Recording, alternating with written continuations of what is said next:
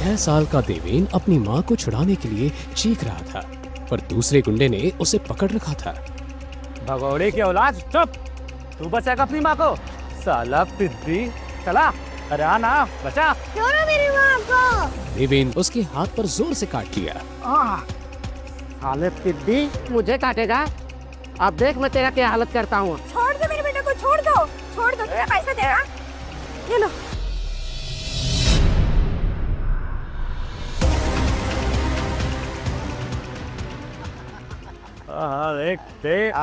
अपना तो हो गया यार। जहाँ मीरा अपने बेटे को गले लगाए संभाल रही थी, चोट लगने के बावजूद देवेन गुस्से में उन गुंडों को घूर रहा था। बे, घूर कर रहा है बे? मारेगा? चल मार, अरे मार! छोड़ना यार, अपना पैसा तो मिल गया ना। वैसे भी जिसका बाप सड़क पे छोड़ के चला जाए, उसके दिल में तो गुस्सा भरा ही रहेगा। आपका नाम सुन देवेन की मुट्ठियां गुस्से से भींच गई।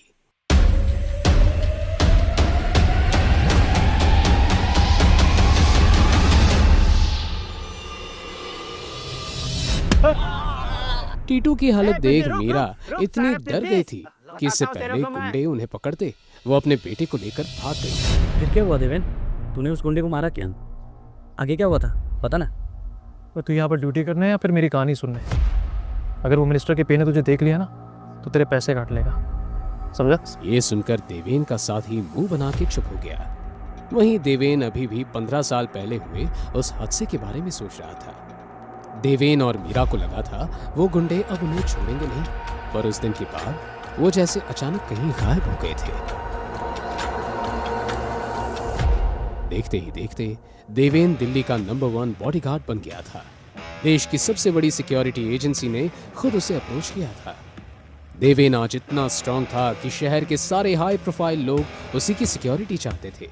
मिनिस्टर्स और सेलिब्रिटीज से लेकर बड़े बड़े बिजनेसमैन देवेन को ही अपना बॉडीगार्ड बनाना चाहते थे। आज भी वो एक मिनिस्टर की सिक्योरिटी के लिए एक होटल में आया हुआ था।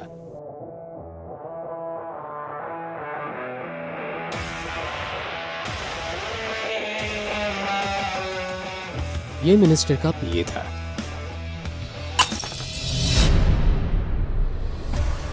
सिर्फ पानी का ग्लास गिरने की वजह से वो एक वेट्रेस पर चिल्ला रहा था। अंधी हो क्या? दिखाई नहीं देता? किसने रख लिया तुम्हें नौकरी पर? तू जानती नहीं मैं कौन हूँ? ये ने उसे मुंह से पकड़े हुए ही नीचे धकेला, पर देवेन ने आकर उसे संभाल लिया।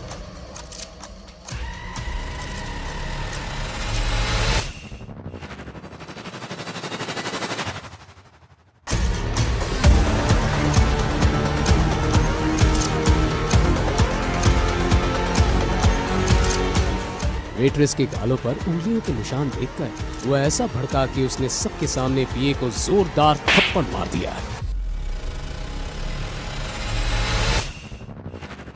तू इस मामले से दूर है। जिस काम के लिए आया है वही कर। मुझे मेरा काम मत सिखा, और मैं कोई कुत्ता नहीं हूँ जो तेरी वफादारी का ध्यान रखूंगा, समझा? औकात मेरे कमीने, तुझे यहाँ लाने वाला मैं ही हूँ। अच्छा तो सुन, ये तेरी बहुत बड़ी गलतफहमी है। देवेन अपने क्लाइंट खुद सुनता है, समझा? ये छोड़ना उसको, छोड़ना, क्या कर रहे हैं? पर जब देवेन ने उसकी तरफ देखा तो वो भी घबरा गया और तुरंत पीछे हट गया। माफ कर दे भाई, और कितना मारेगा? अगर माफी मांगनी है तो इससे मांग। देवेन ने उसका कोट पकड़कर उसे उठाया और उस लड़की के पैरों में पटक दिया।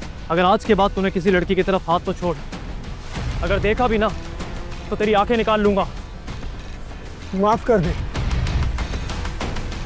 ये सब शोर सुन मिनिस्टर और विजेंद्र भी रूम से बाहर आ गए थे। आखिर एक मिनिस्टर के पीए से पंगा लेना किसी की औकात की बात थी क्या? पर कोई था जो इस हिम्मत से इम्प्रेस था, विजेंद्र शेखावत। दूसरी तरफ साउथ दिल्ली में विजेंद्र शेखावत अपनी मीटिंग खत्म करके शेखावत हाउस पहुंचे। गाड़ी से उतरते वक्त उन्होंने अपने ड्राइवर को हिचकिचाते देखा। क्या हुआ? कुछ परेशान लग रहे हो। सब ठीक है ना? नंदिता को ले आया कॉलेज से? साहब, आज कॉलेज से वापस आते वक्त हम पर किसी ने हमला किया। ड्राइवर एक ही सांस में सब बोल पड़ा।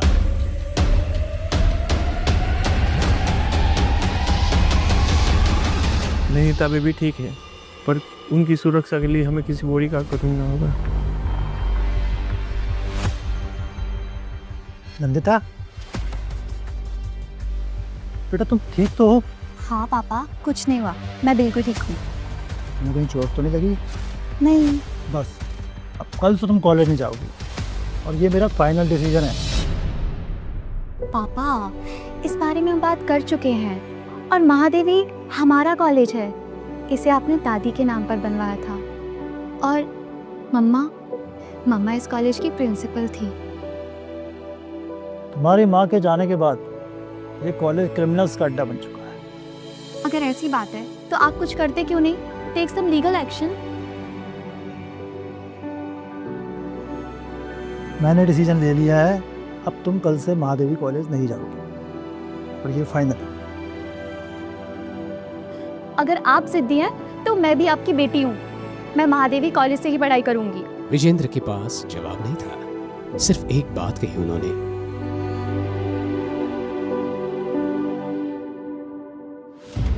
अगली शाम विजेंद्र अपने खास आदमी रशिक के साथ देवेन के फ्लैट पहुंचे।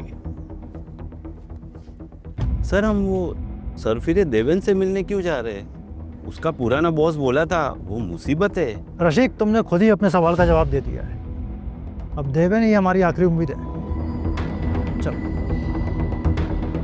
थोड़ी देर बाद वो देवेन के फ्लैट के बाहर थे। बताइए क्या काम है? तुम्हें हमारा एक काम करना होगा। नहीं करूंगा। जानता है किससे बात कर रहा है? तो प्रधानमंत्री है क्या जो जानूं? और तुम जैसे बहुत देखे हैं मैंने, समझा? देवेन, तुम हमारे लिए एक काम करोगे? अब बात बनी ना, ऐसे बोलोगे तो सुनूंगा मैं, वरना अपने पुराने बॉस की तरह आपको कब रेजिग्नेशन दे दूं मैं, मुझे भी नहीं पता। आइए बैठिए और बताइए काम क्या है।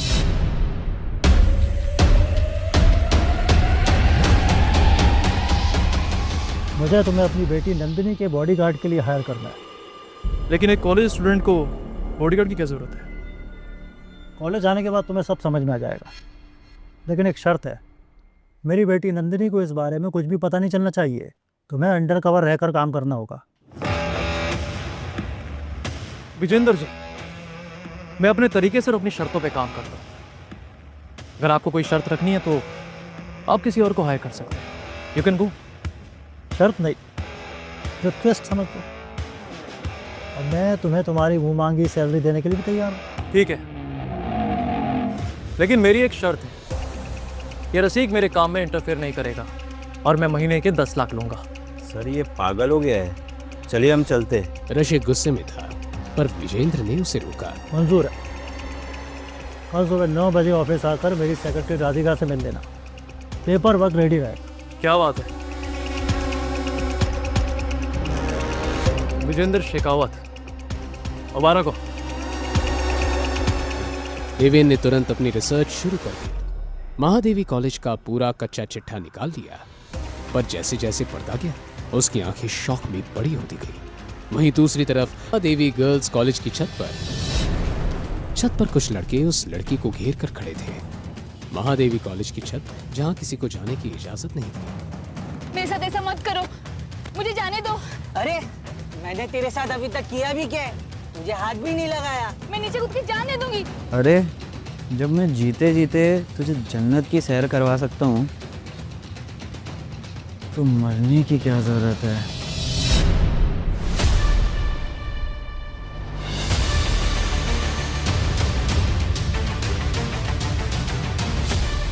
पर हर बार की तरह इस बार भी उस लड़की की चीख किसी ही ने नहीं सुनी। क्या होगा जब देवेन महादेवी कॉलेज में एंट्री लेगा?